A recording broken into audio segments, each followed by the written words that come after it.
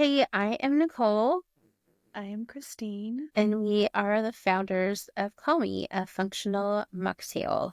I think today we're just going to be talking about uh, the struggles, the disillusionment that comes with launching your own business, being an entrepreneur, because I think Disillusionment. Yeah. we look at other people's stories and maybe they show like all the wins, but we don't really get to see the struggle, like the failures that happened before they had a win. And I don't know, we just like think it'd be good to be transparent because we think that's important in building this brand to kind of share our journey, like where we're at. Like it's not always fun and it's not like we've definitely had some failures, but also just I think when we share our experience, like other people can learn from it, maybe like what not to do. Because we definitely have a lot of what not to do's. But yeah, that's kind of what we're going to be talking about today, maybe a few other things. Okay. Do you want to start with like what we're currently kind of dealing with right now? Yeah. Okay, so we launched a Kickstarter on Tuesday, so today's Friday, so 4 days ago. And we have been planning and working on this Kickstarter for 3 months, probably. Like we started writing it maybe 4 months ago. We had like a 30-day pre-launch where we wanted people to get excited about it. And we launched and it was just kind of crickets. And I think we were expecting a different outcome from people who follow us and we felt like supported us. But it just hasn't been that way. So we both feel a little Feelings about it? in our feelings about it, I've heard someone say, you know, who is really rooting for you when you start a business for sure. because there are people who it's very easy to like or comment or share or follow. But when it comes to really supporting you and not just monetarily, but Mhm. like showing up for you in different ways, whether that's sharing like a crowdfunding campaign or just talking about your brand or engaging with your content in a way that Yeah, like, just things that don't cost any money. yeah, And we haven't seen that. yeah. I think, like you said, it doesn't have to be money. It's just showing up in different ways where you're excited for us or like a business that's just starting out and you share their story, you engage with their content in a way that is like promoting their business or what they're doing or their journey. There are just so many ways, but we've just had like a trickle and it is enlightening and very humbling, which starting a business is very humbling Yeah. in so many ways. Yeah. And I think why it kind of, we're both like, because we're just the type of people who, if we knew someone that was doing something that meant something to them and we knew they worked really hard on it, we'd be like down, Yep. It's like down to give them a buck, down to share their story, down to engage at all. So to not like receive that, just getting little trickles has been a little like, okay, all right. And I think that's kind of why we're drawn to each other because we are like that. And there's, if one of us was like that and one of us wasn't, there might be some kind of resentment, like in our friendship and business relationship. But because we're both kind of like, we will, like, I'll brag about your photography, like with people who I think might be interested. I'll bring your name up in a room where it matters, like Yeah. where there might be like some networking kind of opportunity there for you or business. And you do the same for me. So It's I just think we being like just, a down bitch. Like, I don't know how else to say it. It's like just being down, Like you're yeah, down for girls, you're down for people who you, I would say, love, but also just like you just be down. thank you. And it goes both ways. And I think that's why we're confused because we're like this. Why, So why are why you are all not other down people? bitches? So why is it so hard for us? I don't know. Like it's like you said, it's not just about the money, but this is just one example where like we're doing a Kickstarter and we literally just are like, if you all donate $1, like we would have met our goal already. Yeah. Like it's literally $1. Yeah. And it's a little disheartening. Yeah. And also, like, I can see where, like, okay, there were opportunities for me to, or either of us to kind of be like reaching out in a way that we're speaking to our audience more, where like I was doing that in my stories mostly, but not that's not like the whole of my following, or even people like beyond my following that might be interested in like functional mocktails, hormonal wellness, mental wellness. So I do see opportunities for next time. But also, like, even the people that just have been following along, like in your photography or in my influencing modeling, um, like you would just think somewhere in there would be more than a handful of people that are like down to support, you know? Right. So even if they're like not super interested in mocktails, like, Yeah. because yeah, I still like when I say it, it sounds very silly, but I don't know. Crowdfunding is hard. And I think there might be tools out there that we're kind of finding out now. Like people hire crowdfunding managers, which you kind of need money to do, or you at least need to be willing to give up some of the money that you make during your crowdfunding. I don't know. There are different things that we're kind of learning along the way. When we do this again, or if we do this again, we'll definitely be utilizing those tools. However, Listen, we're getting backed by investors. We will not have to do this again. I know, I know, It's like, already happened. It's already in there, you know? It's happened. We just need like the crowdfunding money right now until we get that money. It's like we're so excited to get these drinks into people's hands and for them to try them because they're so delicious and they make you feel or like promote calmness in mind and body and like enhance focus and all those things. So we're just like we're so far, but we're kind of, like reached this plateau in our momentum. So we're a little stuck. And we feel like when you do crowdfunding, you really are at the mercy of like that audience. It's like especially in this situation where now we have this next benchmark where we need to meet a certain amount of like capital or money to achieve that benchmark, and we're relying on people who are interested in our journey, mocktails and like hormonal wellness, things like that, to kind of step up. And when they don't, it's kind of like it's a little frustrating. But I mean, this is one, and I think maybe because we've dealt with frustrations in building this business before, we're kind of like, okay, like this isn't the end. This isn't like the only option. Like we just need to kind of pivot and put our energy into venture capitalists or grants, which we've already been doing, but even more so hitting those hard, refining our pitch deck, refining our business plan, because like we can't put all of our eggs in one basket. It would have been nice, but just The reason also why it would have been nice, it's just like a little like spirit boost, right? Like we yeah, like care and these people want to see us succeed and people want to be a part of what we're doing, you know? And that would feel like really good. it would have been a confidence boost for sure. It was really nice because we did have like some family and friends step up.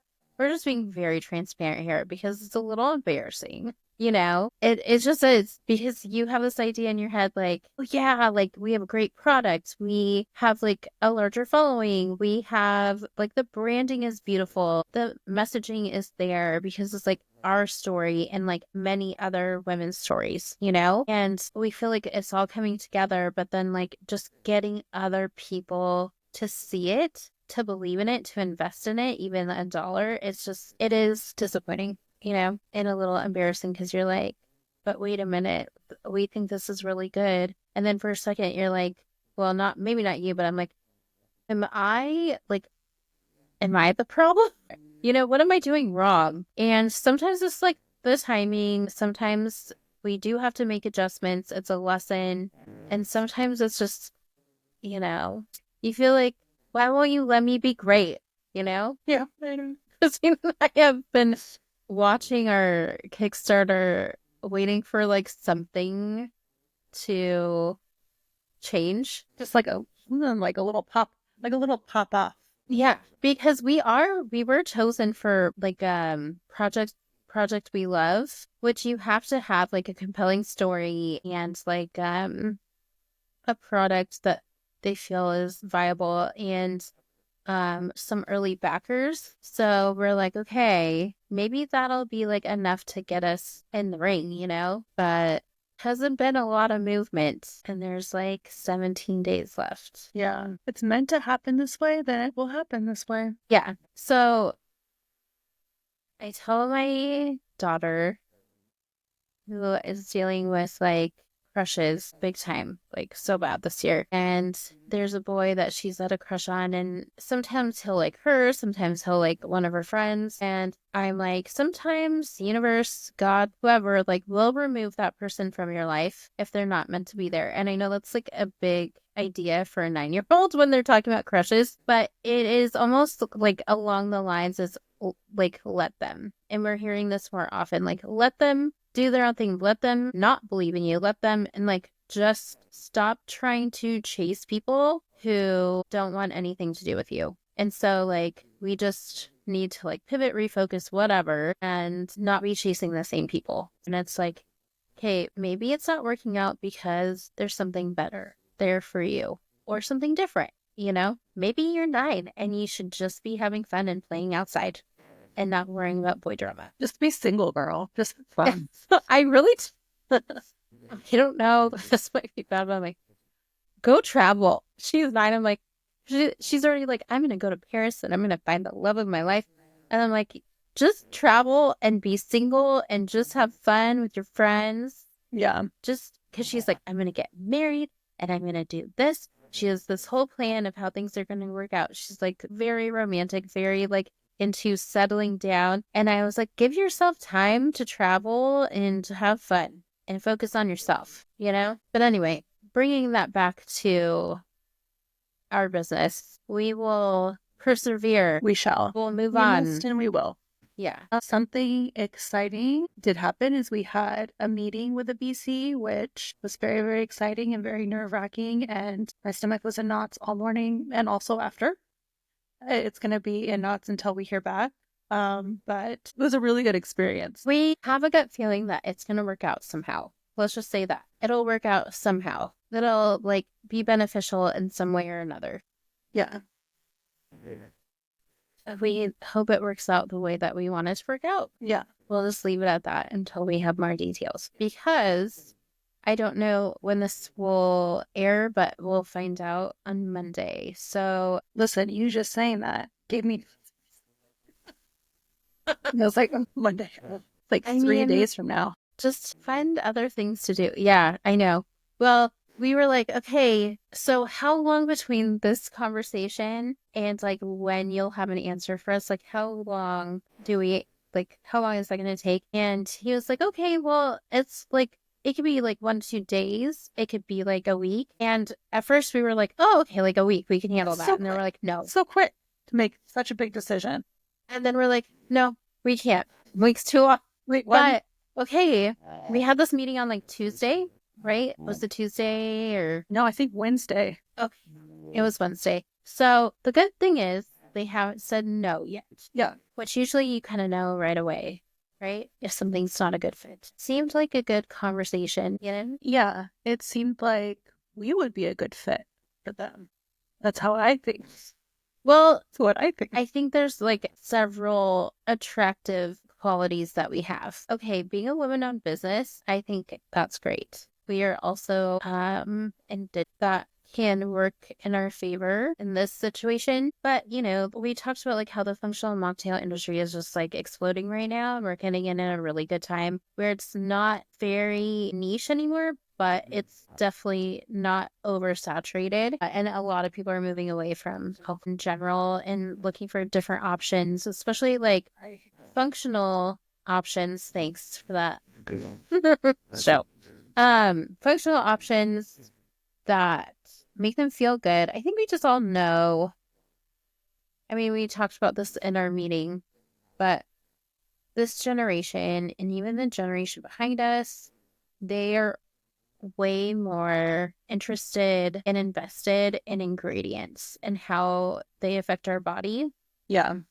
So like Gen Z is consuming the least amount of alcohol among like all the generations. And we're not like anti-alcohol, we're like anti-hangovers. We're anti like the bad effects. So we're not here to shame, just like here to improve the quality of your life and have it be delicious. You know, it has to taste good, and it does, both of them. But anyway, I think like in my head, I'm like, oh, they'd be missing out, like if they didn't invest in our Sure. brand, our company. It'd be the biggest loss to their company, their whole establishment. They'll rue the day. They'll rue the day. Rue it. We're gonna take off, and they're gonna be like, "Told Woulda, you, coulda, shoulda. told you so." And I hope that like we can start building community, not just with women, not just with women with hormonal imbalances or like are sober curious, but also women who are starting their own businesses and you know, entrepreneurs, whether like you're pre-seed, like just starting out, startup situation, or you're kind of further along. We know that there's challenges like every step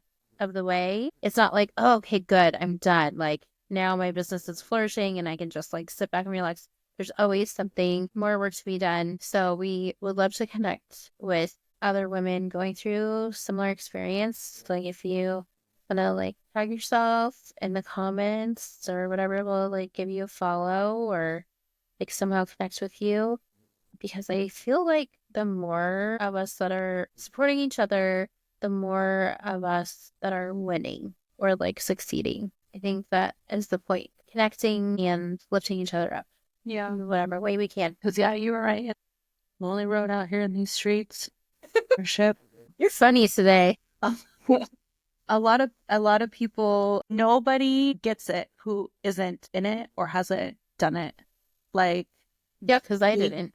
Yeah, being your own boss, working for yourself. I've known kind of been working for myself, I'd say for probably I haven't had an employer in 15 years. Like all my stuff's been like self-employed. And then probably like the past few years it's been like I opened a business with my husband. But this is like different in the fact that like I need support of other people to do this. And I didn't with that business. From what you've shared, you've had to be really self-reliant and you don't like asking people for help. And I don't know, like that could be like you feel like nobody's gonna show up, and so because somebody like has it in the past. Show up. Look at us. But I just feel like you've had to be like you've only been able to count on yourself and maybe your husband. And so it is a vulnerable situation to be in because you do have to ask for lots of help, whether it's like resources, money, time, whatever. And I know like that's been a growing experience for you because I like we've talked before and you're like very self-independent from an early age. And you just like got it done and you like weren't expecting help, basically. So it is very vulnerable. It can be very isolating because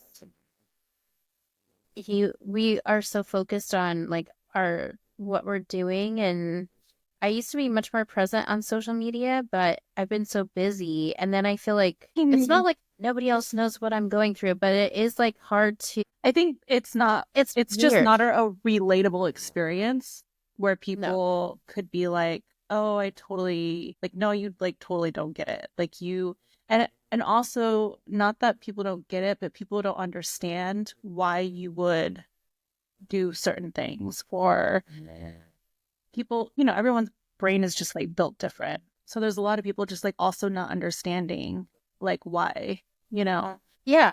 Like we have people like ask why we would name our drinks, like call me for drinks or whatever, or like call me, they don't get it. But I'm like, but then there are plenty of people who do. Oh my God. And everyone that I've talked to like loves our name. Yeah. I love it. There's been just like a few where like, oh, and then I have to explain like it's very layered. Like it's a call to action, the call to community. It's nostalgic. Like when you watched movies in like the 90s, it's like call me for drinks, like shows and all that. It's like fun and engaging and cute and very easy, like flirty and marketable. Yeah. So to like play off of, it's so fun and like it's I don't know. We love it. And it is interesting to see other people's perspectives that just don't get it. I'm like, no, you're maybe not. But that's the other thing. Like, you get advice from a bunch of different people, and then you kind of have to discern what is actually helpful for our brand and what is just their opinion. Because it's usually like somebody's opinion anyway. So I guess for me, I ask a bunch of opinions and then I find what they have in common. And usually I'm like, okay, like everybody from like different perspectives is saying this one thing. So maybe we need to like work this out. But you have to like still have not be distracted and like change your brand, change who you are because somebody else is doubting it or whatever. And I think that's like a lesson for me because I think like my personality, I can see it from so many different angles, but then I'm like, which is the right angle? And I think working with you and just being really confident in like our branding and where we want it to go and our marketing, our messaging, that it's been easier to kind of dismiss when people have all these opinions that are like maybe not furthering our vision or not, like I said, they're more like opinions and something that would really help us in our business. But also being open to like other people's experience and being humble enough to like take that advice. It's like a balance because you don't want to be like taking everybody's advice, but you don't want to like just be stagnant and not evolve. That's been probably like over the past year or two where I've done some growing thing is discerning the two. There. It's hard because it's very Like you personal think, to us. yeah, because I But make we're you like, think I'm okay, yeah. At first it stings and you're like, whatever, you don't know. And then you're like, maybe you know a little bit. Okay, fine. Maybe, yeah. But even like with the changes that we've made to certain things, it's still our brand, you know? Like we haven't had to compromise that. I do want to give a shout out, I think. NSO. Okay, so like we've gotten a lot of compliments on our branding. Admittedly, like that is our first Was round. okay. Yeah, was. That's our first round. Like the can design is kind of was an example given to us with our feedback, and like we had already established our branding, but they're like, oh hey, this is what your can could look like, and we are like, oh, we really like that. Yeah, I'm like really grateful they put because I didn't even think about like putting a can in our like presentation or whatever, and they like added it, and I was like, and it's really taken us a long way Yeah, it so has far, you that know, one that kind of little mock up. example, that one sample they gave us.